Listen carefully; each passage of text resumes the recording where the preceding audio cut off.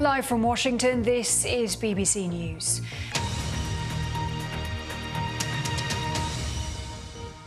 I'm Helena Humphrey. Good to have you with us. Hurricane Beryl is passing by Jamaica with the eye wall brushing the southern coast.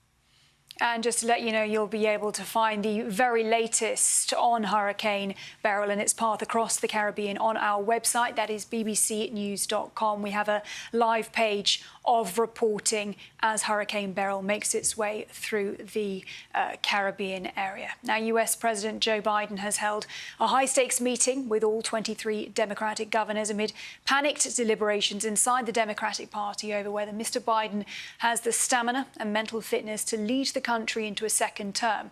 Several of those governors have just left the meeting. They told reporters that they stand behind President Biden.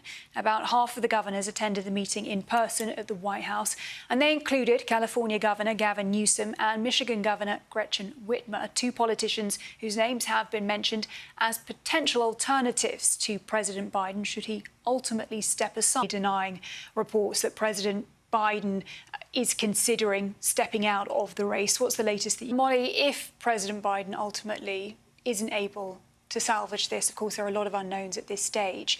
Who are some of the contenders potentially to top the ticket? And do you think the Democrats would be able to coalesce around one candidate? Anger and frustration that many Democrats are feeling is that they feel that if As you say, just so many question marks at the moment. I just wonder, when you're speaking to Democrats, what are they saying about this particular moment? How perhaps panicked are they that this is just a few months out from the election and suddenly all of this focus on the party as it goes through these questions, this wrangling, these deliberations?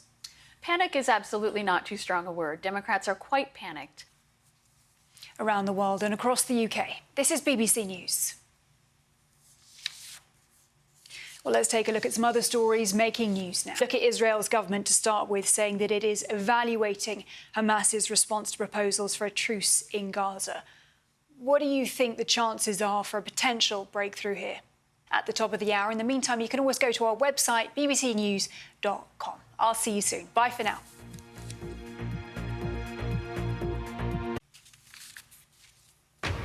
Live from Washington, this is BBC News.